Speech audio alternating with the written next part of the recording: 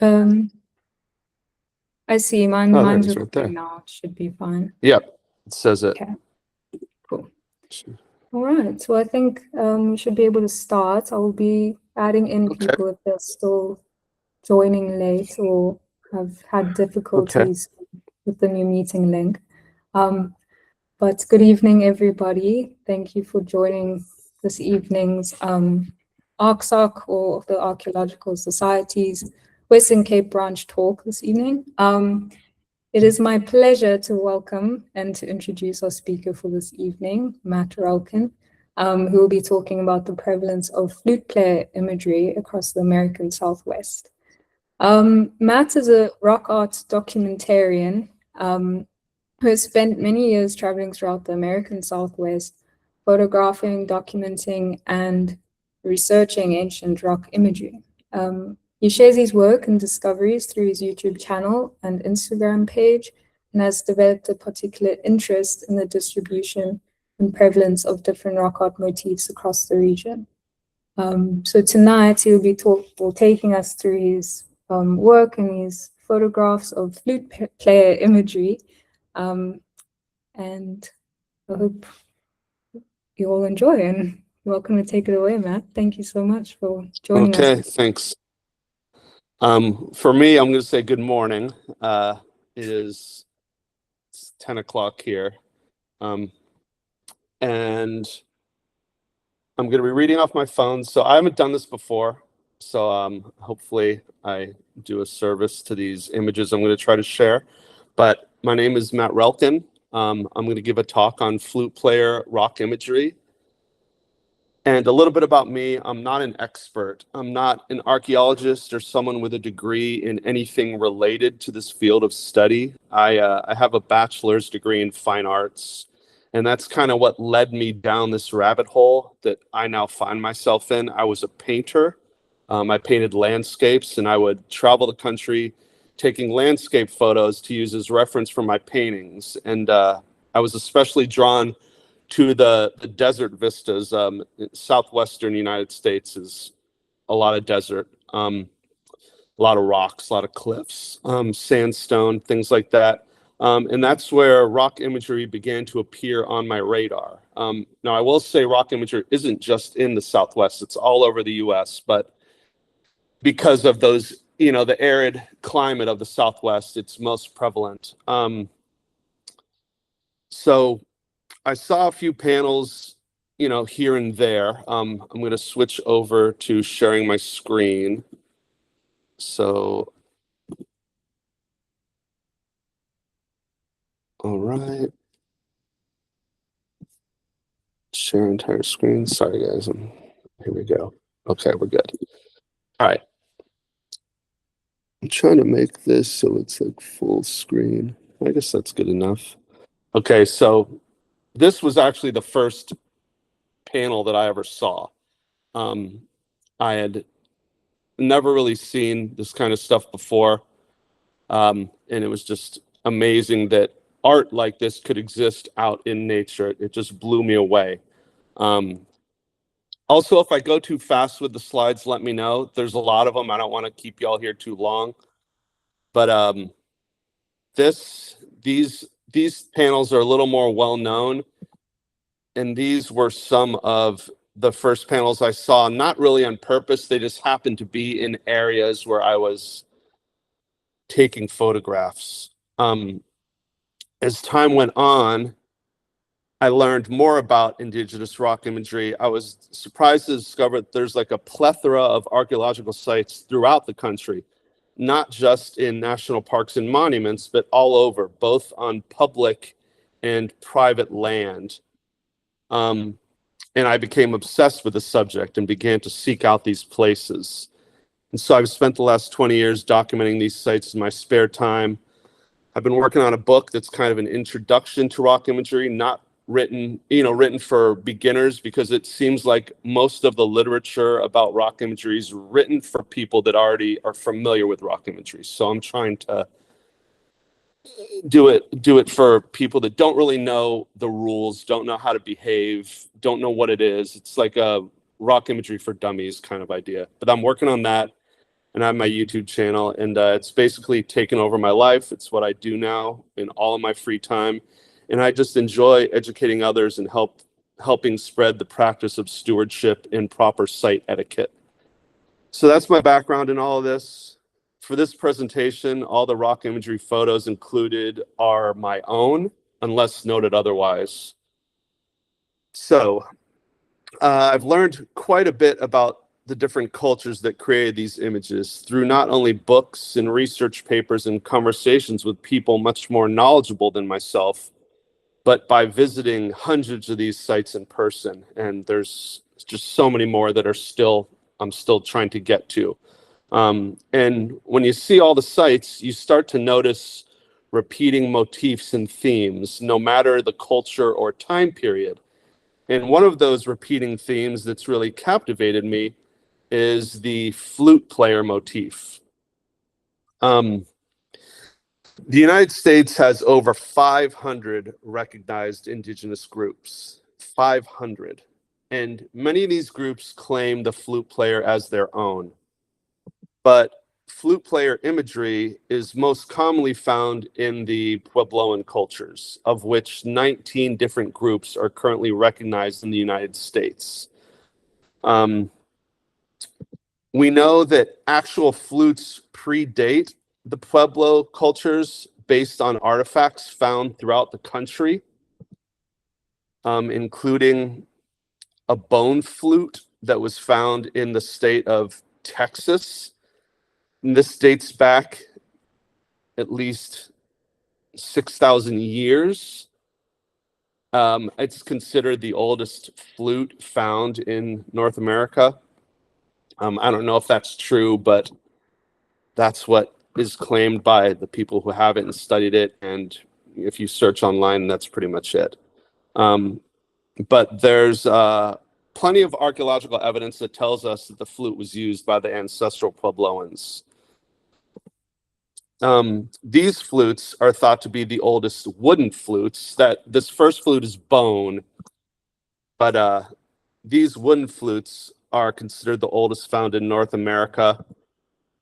They were discovered in an ancestral Puebloan site, and the flutes themselves date from the Basket Maker III period, which is a little bit before the Puebloan time periods, around 620 to 670 CE.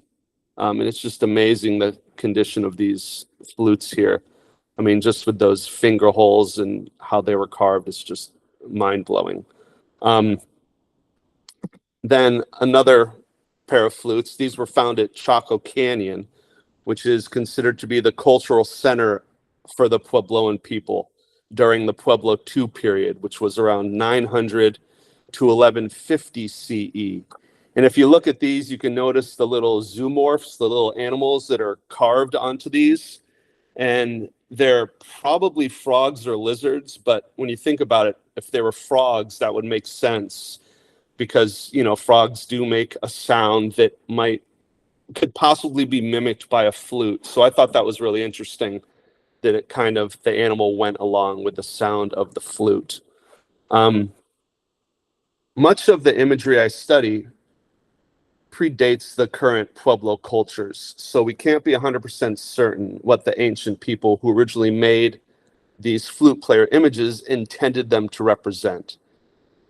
To get an idea about the meaning of flute players, we have to look to the living descendant communities who have oral histories passed down from their ancestors.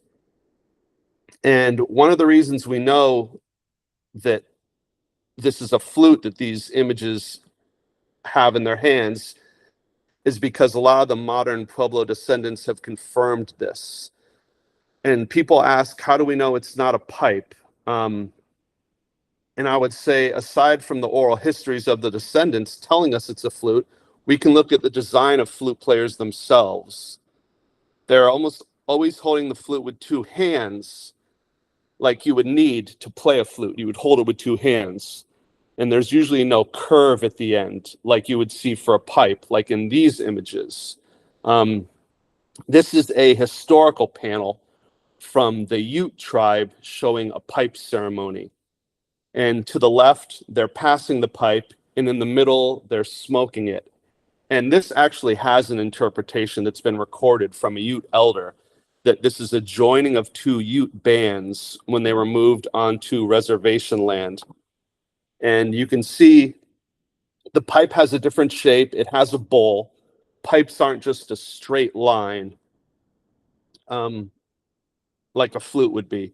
Also, the figure's holding it with one hand. Almost every flute player depiction has two hands, which is needed, to play the finger holes and to hold the flute itself. The flutes in rock imagery depictions, they're sometimes curved. They're not always accurate as how you would imagine a flute to look like. But I would guess that's just a design choice. It was just easier to have this flute curved. We see no attempt to depict anything like smoke or sound emanating from them, as far as I can tell. They're pretty simplified, but you can see there's a body. There's that line coming from the head, the arms holding it.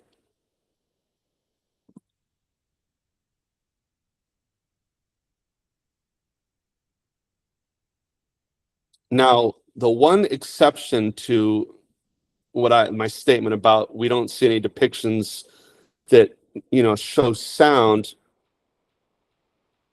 is this panel that I found in Arizona, and it's faint, but I've highlighted it. And this one stands out to me because to me it looks like it is depicting something coming out of the flute. The flute player, it looks like he's holding the flute with one hand, which is odd. But then you have all these dots at the end of the flute. And I think this could be an attempt to show music or sound emanating from the flute. You also noticed the figure is erect, which we will get into a little bit later. But now you could certainly say this is a pipe and the dots could be smoke. But if that was the case, that would be a very rare depiction of a pipe, as smoke would likely be depicted more often if that was the thing, if these were supposed to be pipe smokers. So I truly believe this is a depiction of flute music, and it's the only one I know of. Flute players can be depicted in all kinds of poses. Oftentimes they're standing, but they can be seated with bent legs.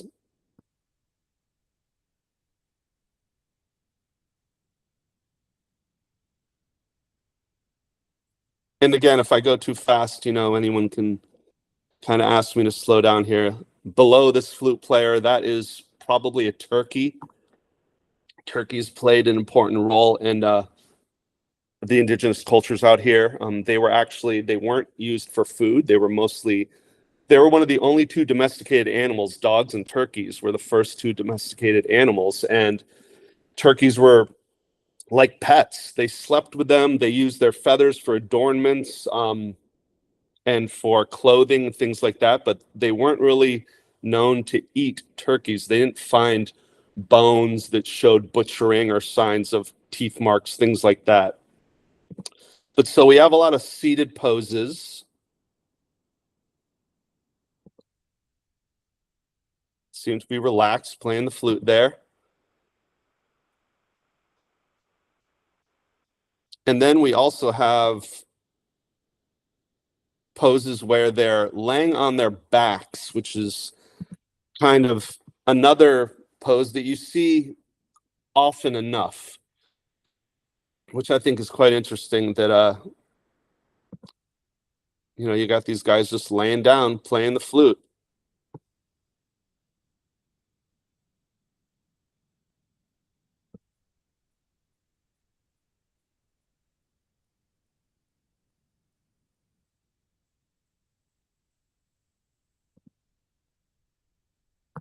So you can see the flute player there kind of in the top left.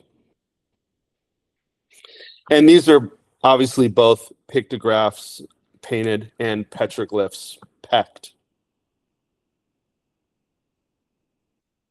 And these are all from not just the Puebloan cultures. These are from a bunch of different cultures. So the general consensus across almost all cultures that claim the flute player as part of their spiritual cosmology is that flute players are linked to fertility in some iteration or another. When we think of fertility, we think of the procreation of the human species, which of course carries great importance to their perpetuation of a culture. Making babies was pretty high up there on that list of necessities. Some visual clues that support this procreation theory are primarily the presence of a phallus on many of the flute players. And we can look at the flute as like a stand-in for the phallus as well.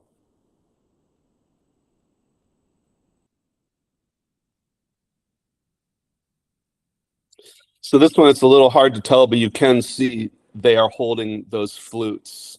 It's just the line work is a lot thicker. And they all kind of have head adornments as well.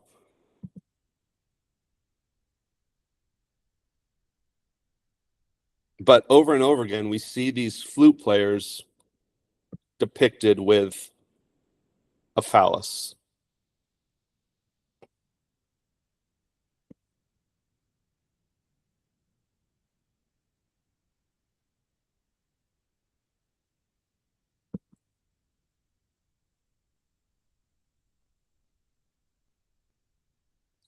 And I love just the subtle differences in the designs. I mean, this guy, look at the arms. They have almost that right angle where a lot of the times we've seen either curved arms or just straight lines as arms. There's just so many small variations in the designs of these flute players, but I think it's safe to say they all pretty much look like flute players.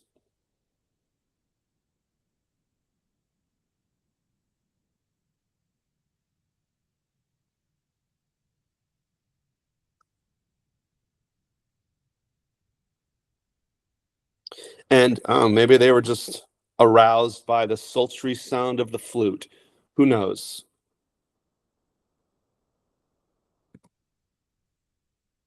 This one, if you look, there's a natural indentation in the rock, and they purposefully pecked the phallus around that. I thought that was kind of interesting.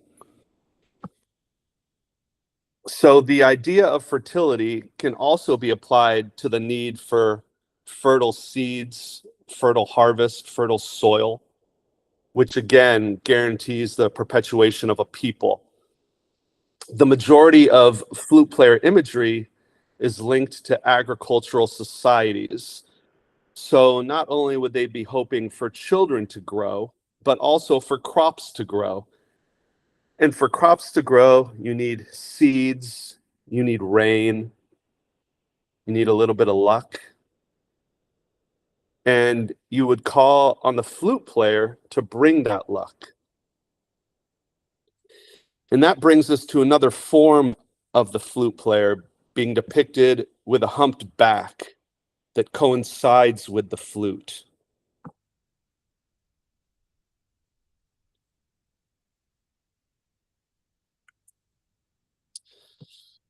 This one's a little hard to see, but you can see that very sharp kind of double triangle on the back there.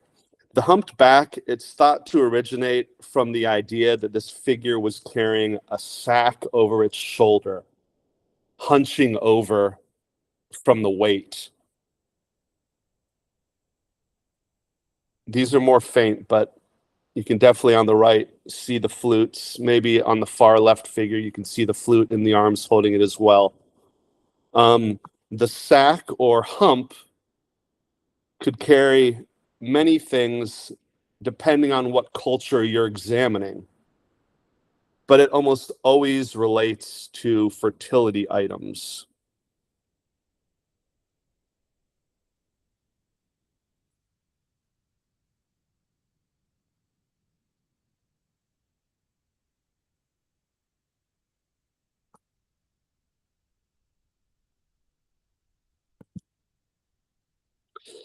That hump's a little lower, but I would still say you could interpret that as a humped back. And then below that, again, we could have another turkey depiction. This one, I highlighted it because it was a little faint, but you can see, again, the humped back, the figure, larger figure next to it that's cut off, also has a humped back, and this could have been the flute on that larger figure, may have been added later. Look at that line going between the two arms. It's kind of an odd depiction. Kind of in between those two figures, a little bit lower is a lizard, or possibly a horny toad, which is like a horned lizard. I believe you have horned lizards out where you are as well. Beautiful animals.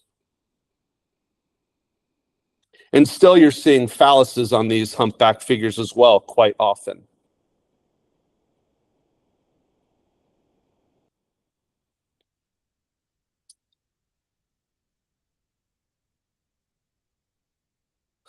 But at some point, there was a mix between the humpback flute player and the non-humpback flute player. With so many different indigenous cultures overlapping in the United States, it makes sense that some ideas and concepts would be mixed together. But the presence of the hump definitely creates some confusion as to its origin. And the hump was likely borrowed from another deity, namely the one called Kokopelli. Now, I don't know if you've seen this image before. Depending on who you ask, Kokopelli is known as a fertility deity, a traveler and trader, a trickster who stirs up mischief, and a musician and rainmaker.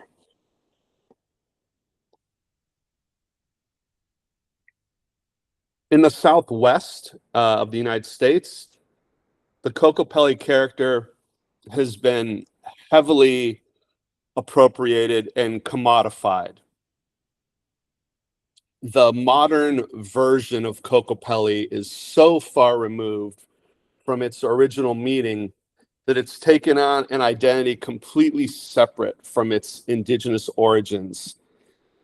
It's now just a romanticized symbol for the Southwest, and people use the name and design for everything. And we're just there's so many of these. It's pizza. They replaced the flute with a slice of pizza. And this is like a board game. Even other countries, but it makes sense because I don't know much about Central or South American rock imagery. I would assume there's some flute player influence down there as well. Again, a lot of these cultures were trading, interacting, influencing each other's cosmologies. Kokopelli bath bombs, Kokopelli candle, Kokopelli coffee. They have something with a Star of David in Kokopelli. Real estate. It is just breath mints. Now, I think this is the only Kokopelli appropriation for a company that actually makes sense, where it looks like it's animal husbandry, assisted reproductive services. At least they got it right. It's the Kokopelli. He's, I guess, making the dog and horse fertile. So if you want your animals to procreate, you would hope that Kokopelli would come visit and play his sweet tune, and then you get puppies or ponies. Kokopelli has just become so ubiquitous with the indigenous flute player imagery that the majority of people call every flute player Kokopelli. Though the name Kokopelli is specific to certain cultures like the Hopi. which is a indigenous group. And the Hopi claim to have coined the name Kokopelli from their fertility deity. And this is that Kokopelli deity. You could see the head kind of has a beak or something that some people could interpret as a flute. Maybe there was a misinterpretation where we got the flute idea.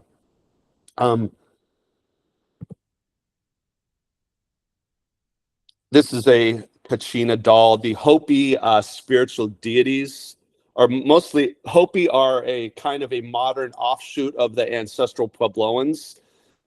All of the ancestral Puebloan spiritual deities are called Kachinas. And they're a popular thing, these Kachina statues. And these are made by contemporary Hopi members and other members of modern Puebloan cultures.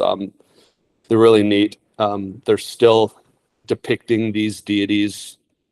But this is the original Kokopelli. You don't see a flute there. The Hopi culture, which came from the ancestral Puebloan culture, originally had Kokopelli depicted with a humped back, but not a flute. And it was often depicted with a phallus. So we have two features that are found in flute players, the phallus and the humped back. This one, it doesn't really have a humped back. You could maybe say there's vague kind of hump on the back, but mostly it's the phallus that stands out with this one. In Hopi lore, Kokopelli would travel around with deer skins, shirts, and moccasins that it would barter for babies. It was also thought to carry all the seeds of the world that would be scattered between villages as Kokopelli traveled. So the fertility is there. You're making crops. You're bartering for babies. But the flute was never known to be part of the original Kokopelli mythos. But at some point, it appears that his story evolved with the flute. So now they say the hump could also contain songs. And eventually, some indigenous cosmologies adapted and accepted the Kokopelli character as a humped-backed flute-playing deity. And that's where we find ourselves now, is these Kachina dolls often have Kokopelli with a flute.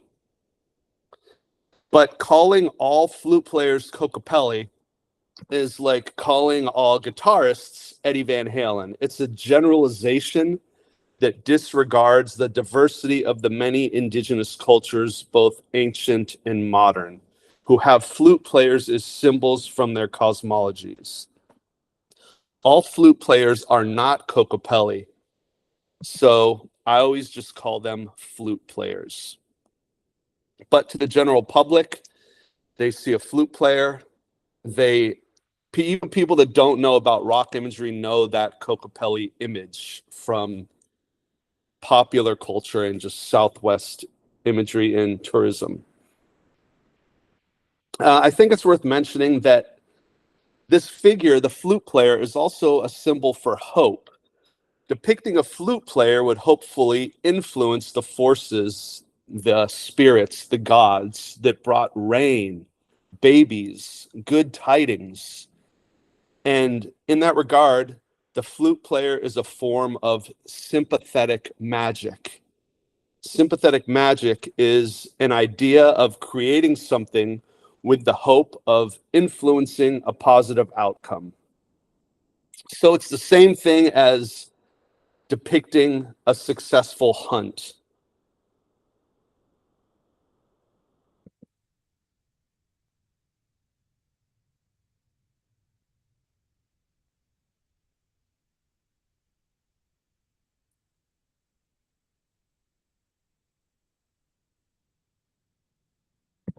I really like this one. It's quite simplified, but you can see on the right is an anthropomorph, and that kind of backwards D shape is a bow and arrow, most likely.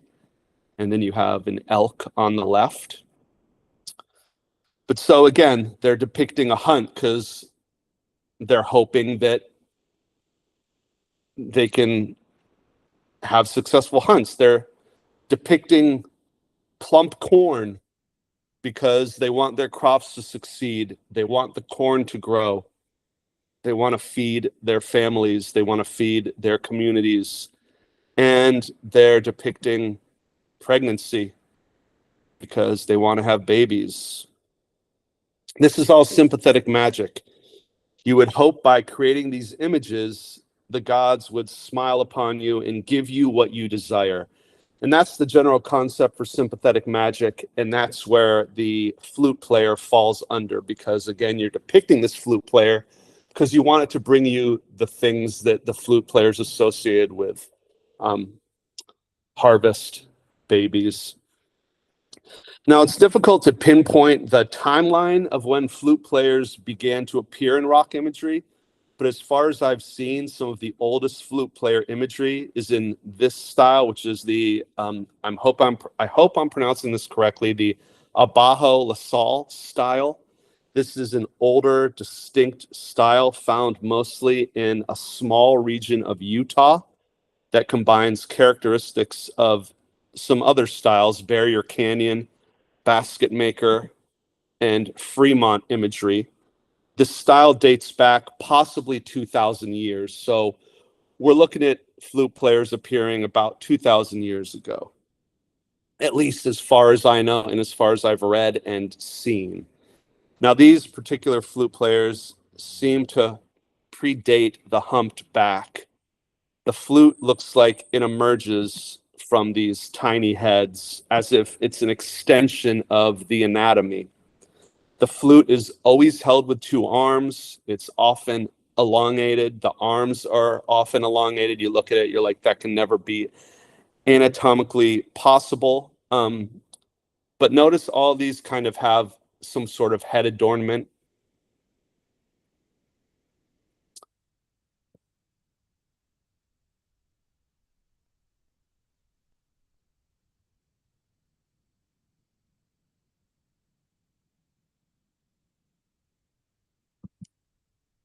Now, this panel, also in Utah, is either Fremont or also Barrier Canyon style, which again leaves the possibility of this being almost 2,000 years old or more. And you say, well, where's the flute player? It's probably not the one on the right. I'm guessing that on the left there, that is a flute player. I've interpreted it as such, and many other people with degrees have interpreted it that way. You can see you can barely see it. Looks like it has two arms holding that flute and that long body and the legs and possibly a phallus. Now, as with the majority of rock imagery styles, when I say this is possibly 2,000 years old, there's usually a window of existence when you talk about the different styles that range between 500 to 1,000 years. So we're always looking at a window of possibility there. We can't really pinpoint exact dates, at least not without being destructive and taking off material and trying to date the actual paint. And they don't really do that here. And it's still not 100% accurate, which I'm sure many of you already are aware of. Notice how simple this one is. You can definitely make out the arms are there holding a flute, and it possibly has a phallus. This is also a similar kind of depiction. You have a flute player up at the top there, like the uppermost figure. Looks like it has some sort of head adornment. Doesn't really have any legs, but you have that straight flute and the two long arms. A very rigid body, almost all straight lines, very simple design. This one is likely from the early Puebloan period, possibly 1,000 years old, but we still don't have a humped back.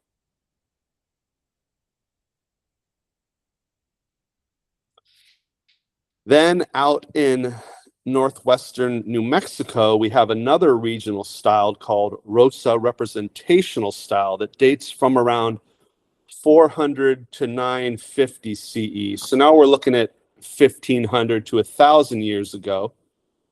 This is another one of the earlier styles that I know of that depicts flute players. You can see, probably didn't notice that one on the right, did you?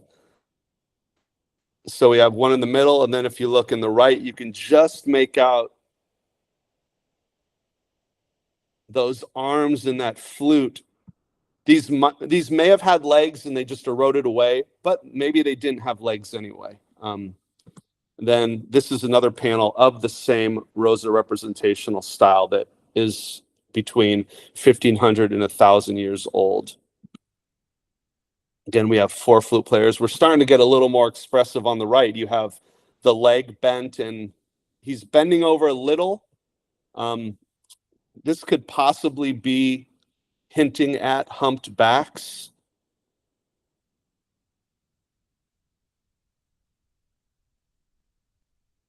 But they're still pretty simplified. They often have a single adornment, which people have interpreted as like a single top feather. And it sometimes makes it look like the flute is like going through the head. But as we get into the Pueblo cultures, beginning around 750 CE and moving all the way into historical times, flute players become more prevalent in all manner of poses. I like this one. I like the definition of the legs. You can see knees. It looks like it could have a hump on the back.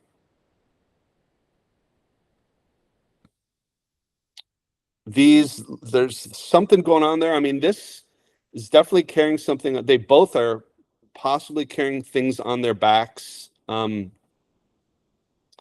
Really interesting depictions right there.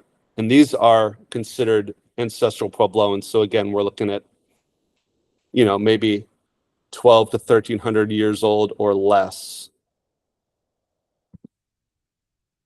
Another interesting one, laying down again, but you have the feet are defined. That definitely has a humped back and some odd head adornments. The humpback's becoming more prevalent, and whereas we didn't see it before the start of the Puebloan timeline. So this could be possibly when the Kokopelli character kind of merged with the flute player motif, because remember the Kokopelli originally didn't have a flute, but it had the humped back.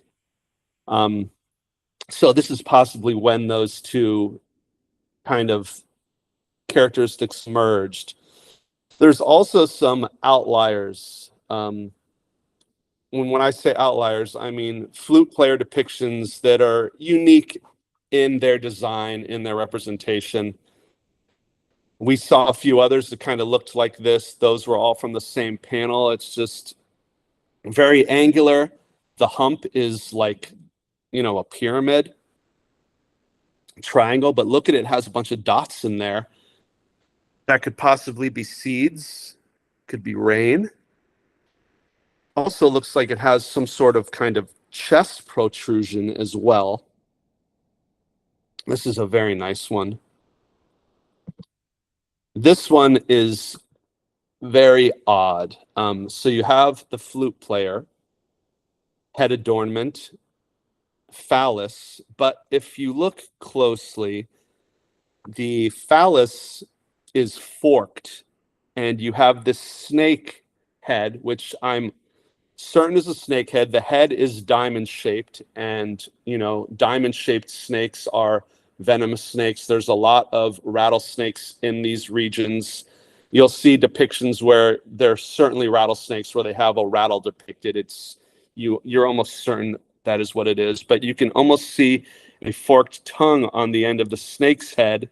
So we have a forked phallus and a forked snake tongue with this flute player. It's I haven't seen that before. That one has always stood out to me as being unique. Another odd one here, very elongated flute player. That flute is just so long, and then you follow the flute down and it kind of joins up with another flute and a smaller flute player that just has the head and arms and no legs, just kind of the body. Very simplified. And even with the larger flute player, there's that weird line connecting the head with the back. I don't think that's a hump, because this would predate the Puebloan culture. But it's another odd flute player design. That long flute is just very intriguing to me. Here, there's looks like two flute players coming out of a single torso. You can see the two legs at the bottom, and then a flute player on the left and on the right. The flutes are curved, but either they're standing back to back or they are merged into one at the bottom.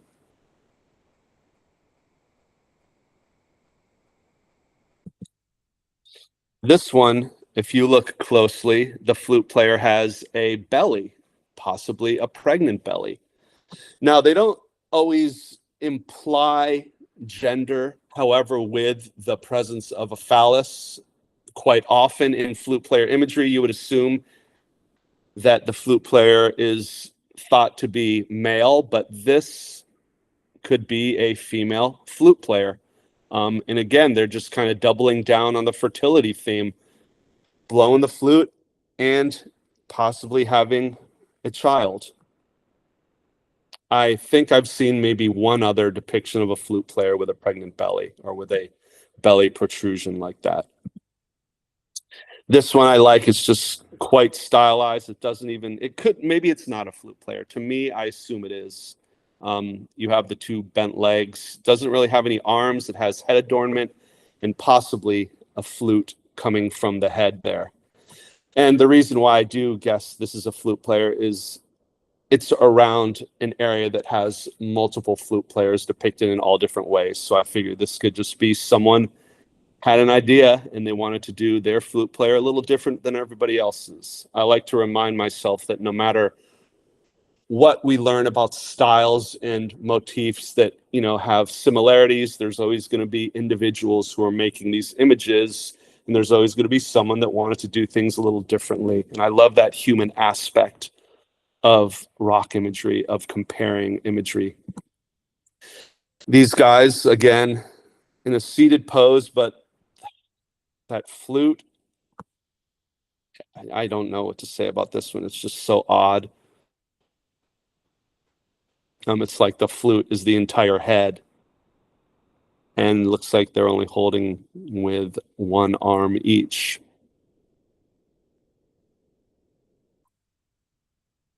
Now this I borrowed from a friend of mine. He gave me permission. You have a bighorn sheep holding a flute. Usually it's a human or a human-like form. You know, sometimes the humans have antennae or they look like spiritual beings, but very rarely are we seeing animals with flutes. I love this one. It's unique as far as I know. Bighorn sheep are the most common zoomorph in Southwestern rock imagery. They are everywhere. They're not everywhere as far as their modern existence now, but they just hold a place in Southwestern rock imagery, a place of importance. Bighorn sheep, everybody pecked out images of bighorn sheep. They are everywhere, but that's what this is most likely. And you see some other sheep there and possibly a bird, but you can also notice the legs of the sheep have the cloven hooves, but it's holding a flute, which I think is so cool. Maybe it's about, you know, the procreation of game animals and they want more game animals. These two kind of odd little figures with very lightly scratched antennae, and the arms and flute are very subtle, as are the legs. They're just kind of scratched in. The one on the left looks like it could have a phallus. There's something coming off the back of it. I don't know, but they're very likely more flute players.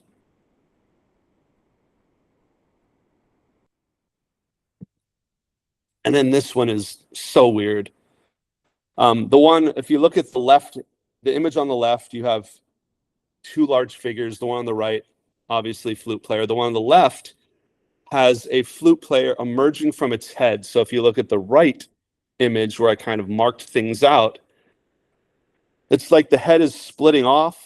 Something's coming out of the right side of the head, and it looks like a flute player is coming out of the left side of the head of the figure. Again, it's something that I haven't seen before, very odd. I love this one just because of how unique it is.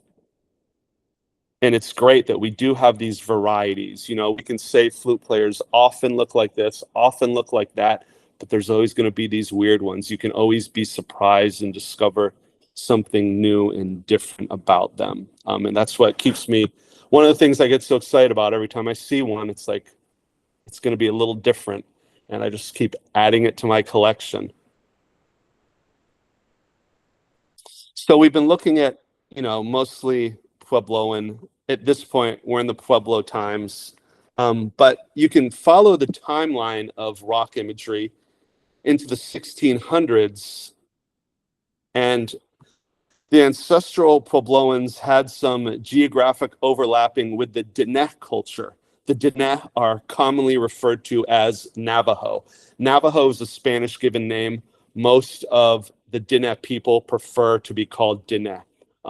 I am not indigenous, so I follow along with what I believe is the wishes of those cultures, what they want to be called, even though most people who are non-indigenous still use the term Navajo. From what I've heard and read, and the people I've spoken to who are Diné, they prefer that term, so I use Diné. Now, it's believed there was this overlap of the Puebloans and the Diné people in the 1600s passing through the 1700s. And it's thought that the Puebloans and the Diné influenced each other in the development of their spiritual symbology. And this is when the humpback god began to appear in Diné rock imagery of the gobernador representational style. This is all stuff from the 1600s, the late 1600s into the late 1700s. And we see this figure on the left, and it's a obviously humpbacked figure. And the Diné seem to have taken the humpback figure, but without the flute. And instead, the figure is often depicted carrying, well, this one's not, but again, we have the humpback figure. And those horns are interpreted as bighorn sheep horns. But we have an obvious humped back. And oftentimes, instead of a flute, they're carrying like a staff of some kind. Sometimes it looks like an arrow, but if you look at that humped back, it's got those little dots in it. So the humpback god in Diné cosmology seems to be more focused on agricultural influence. So those could be seeds in there, could be rain.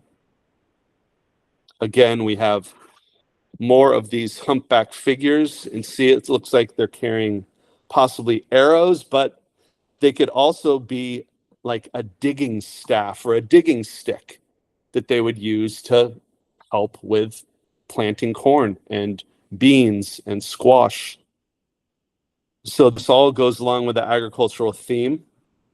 And the Diné say that the hump of the humpback god carries seeds, rain, mist, and even rainbows. It's pretty cool ideas there. So though the focus is on agriculture for the Diné people with this humpbacked figure, it still goes along with the idea of fertility. You can still make that connection with the humpbacked flute player. It seems to align more closely with the original Kokopelli character, which also makes sense because that would be around the time that the Puebloans were overlapping with the Diné. Is, you know, the Kokopelli was playing a role in their cosmology before the flute. So if you spend time out in the American Southwest and you seek out these rock imagery sites, you're eventually going to encounter flute players. They're often hiding in plain sight. You just need to know what to look for, you know? It's looking for a straight line coming off of a head, arms, but they're there. But you get these panels that have so much great imagery on them and so many themes happening in one image. Sometimes you can miss the flute player, but they're there. They're a constant presence in these panels. And I'm always happy to see them, always happy for them to make an appearance and pop up.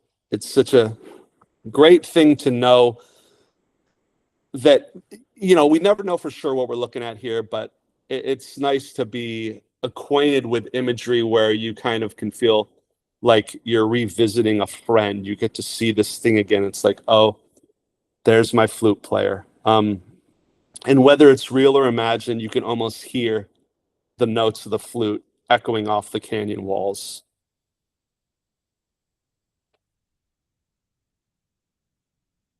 Thank you. All right, I'm gonna stop sharing. Okay. How long is that? I'm